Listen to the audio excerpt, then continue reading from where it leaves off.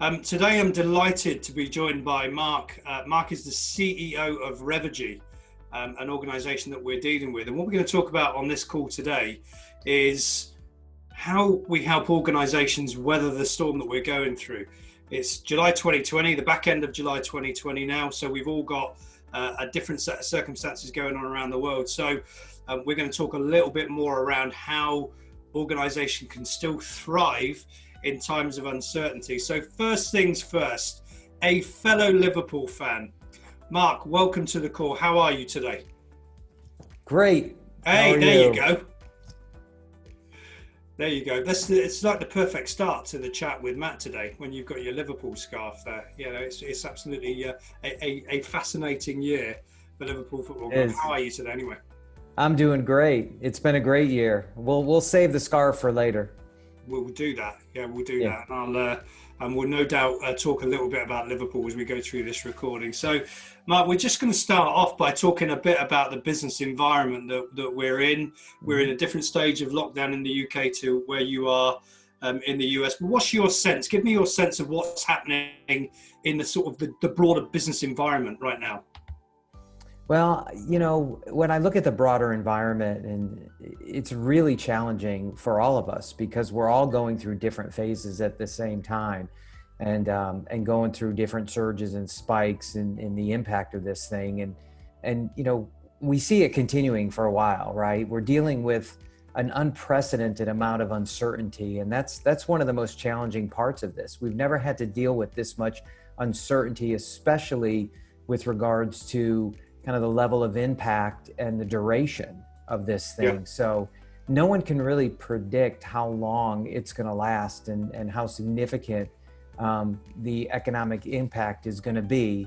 What we know is it's already fairly significant. It's going to result in a lot of companies having to close and even more companies having to face this long journey back to full strength and kind of recouping what they've lost over the last year. So, you know, most of us are kind of proceeding with extreme caution right now, which is very prudent, but we all wrestle with, you know, the fact that, and we all recognize that business must continue to thrive in order to kind of keep people employed and minimize the economic impact getting any worse than it already has been. So it's a delicate balancing act, right? And as we go through, I think we're all trying to figure out how best to, as we said, weather the storm and carry on. And I think the word you use there is an interesting one in that sometimes it can feel like a wrestle, can't it? When you've got, we're overwhelmed by news media constantly 24 hours a day. And sometimes that can be quite difficult to process. And yet we've got to keep moving forward somehow. So that wrestle that you're talking about certainly resonates with me. How have you found it for your team within Revegy in terms of how they've coped so far this year? So within Revegy, you know, we've coped fairly well. I mean, I'm pretty proud of the way the team's come through. You know, we, like most organizations, we went 100%, you know, working from home starting in March because we had quite a spike of cases in Atlanta, Georgia, where we're headquartered. Yeah. And we've continued, you know, our team stepped up, our productivity's been fairly strong. And so we've responded well. The question is, you know, at what point do we start to come back into office and kind of mix the two and really kind of bring back some of the culture that we had as a team and the collaboration that we had when we were together.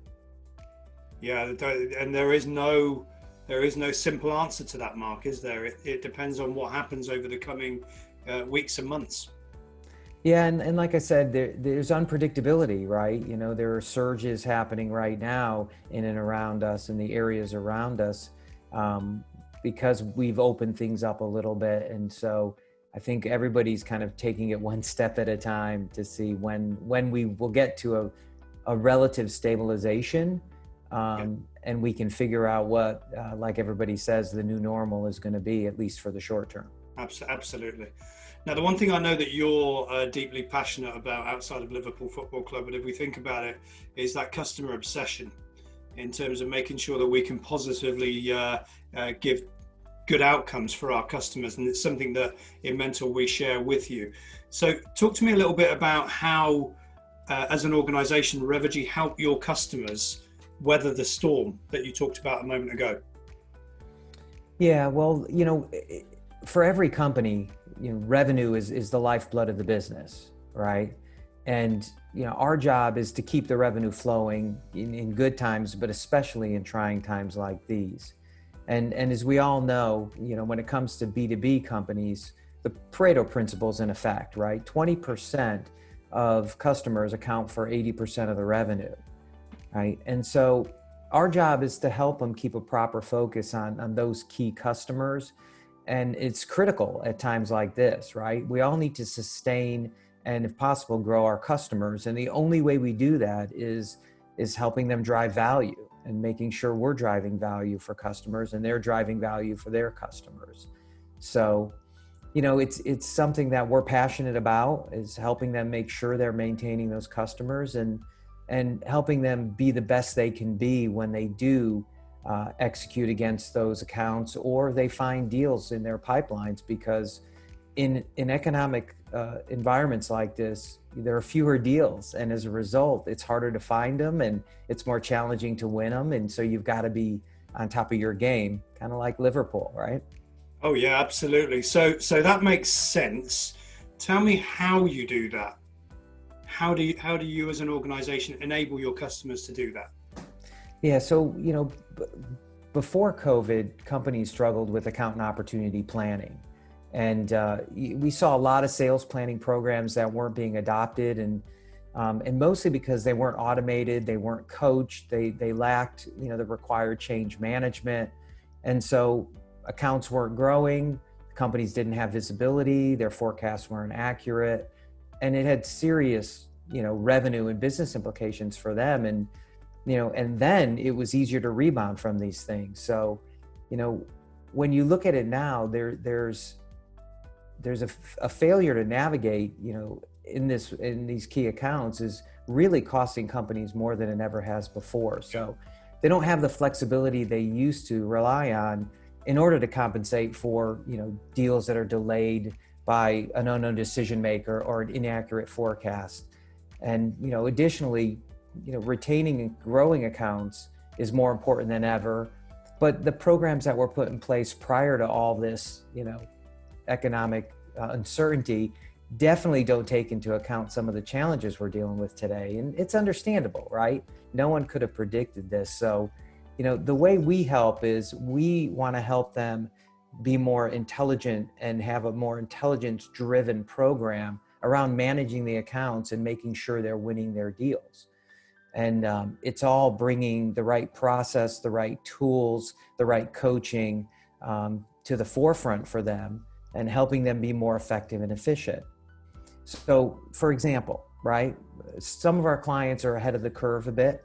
Right. One of our clients, more recently, they were struggling to standardize their sales approach across these key accounts because they have a lot of product lines, but they didn't have a lot of adoption across those product lines. So they had a lot of upsell, cross-sell potential that they weren't realizing.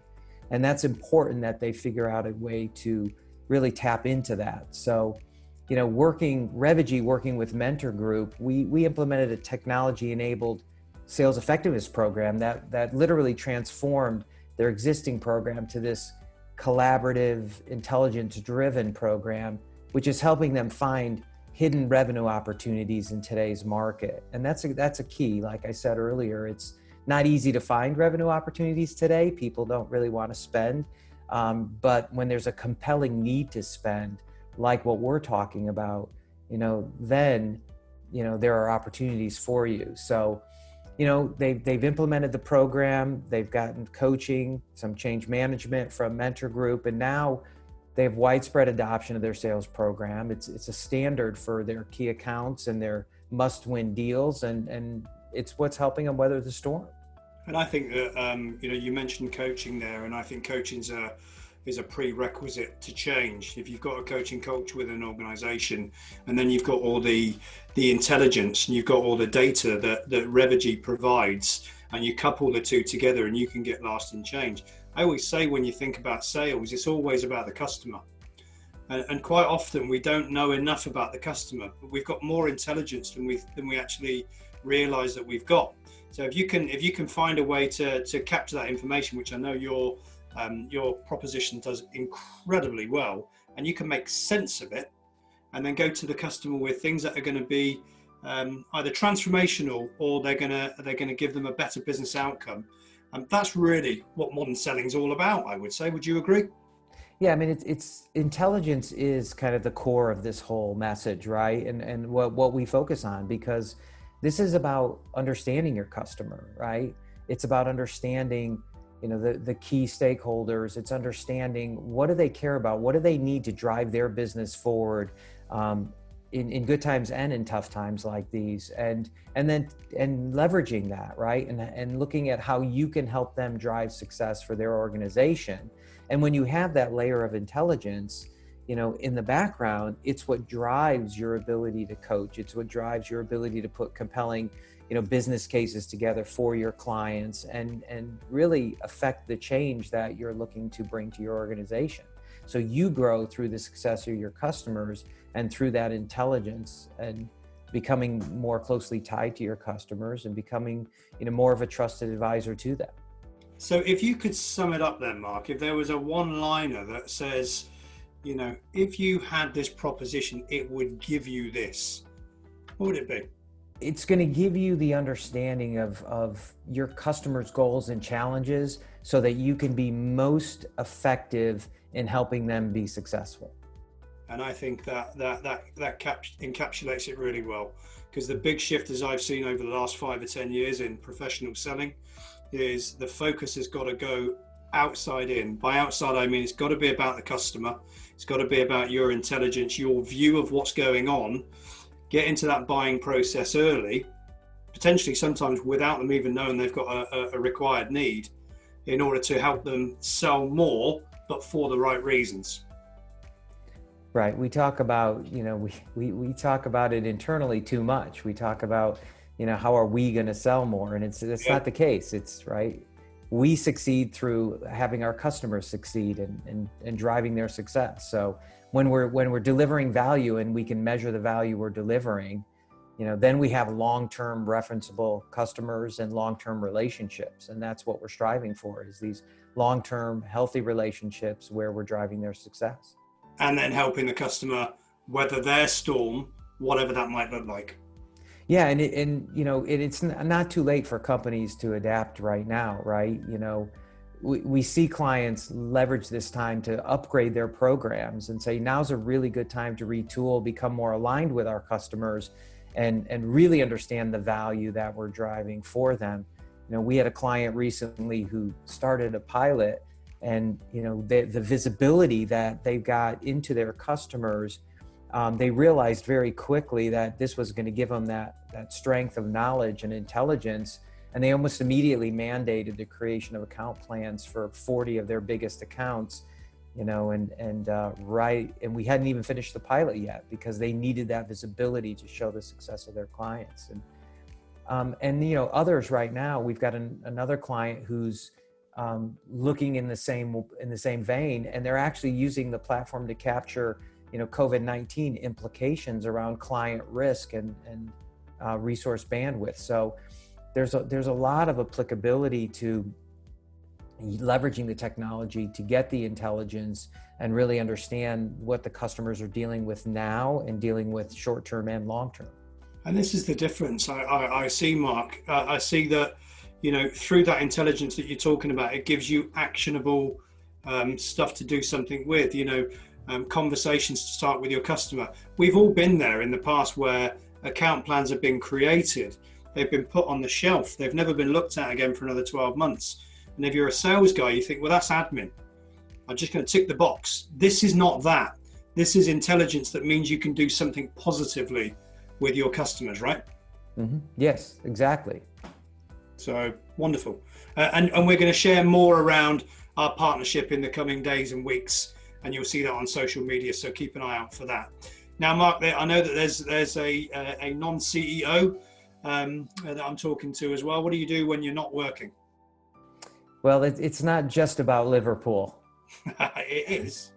It's about football, right? I'm a massive football fan, and being in the States, I actually consider football to be, we'll go back to the scarf now. Yes. I actually have played football all my life. I love soccer. That was my sport of choice.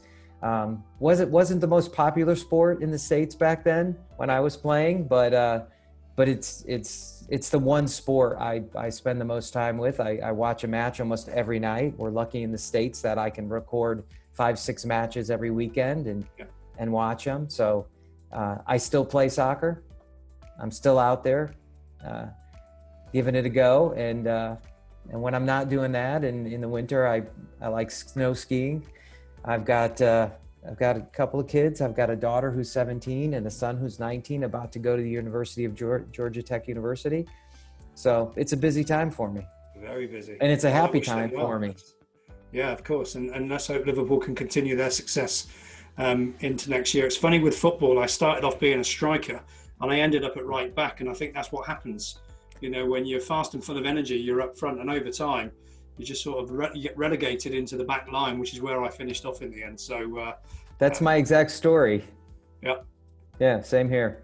So it's all good. Listen, Mark, I really appreciate you taking the time to have this chat today. Fascinating information. Have you got any sort of closing messages you'd like to give before we finish off today? Yeah, I mean, we're very excited about working with the mentor group, because I think that, the programs that you're bringing to the clients are exactly what they need today with regard to, to the design of the program, the coaching, and some of the change management. And, that coupled with the technology, the platform, and the intelligence that Revegy brings is a great combination. And we're very excited about bringing that to our clients, yours, and others. And as are we, and giving some, fantastic client outcomes. So Mark, really appreciate your time. Thank you very much. Thank you, Matt. For you guys listening and watching, we're quite lucky to get people like Mark at CEO level to come on and talk to us about what's going on. So we're going to do more of that in the weeks and months. Keep an eye out for our social media feed for more chats with Matt, and more information about our partnership with Revegy. If you've taken one thing away from this today, maybe you're not a Liverpool fan, but if you've taken one thing away that's resonated with you, get in touch. Send us a LinkedIn or send us an email, and we'll come straight back to you. So thank you for taking the time out. Mark, finally, thank you once again.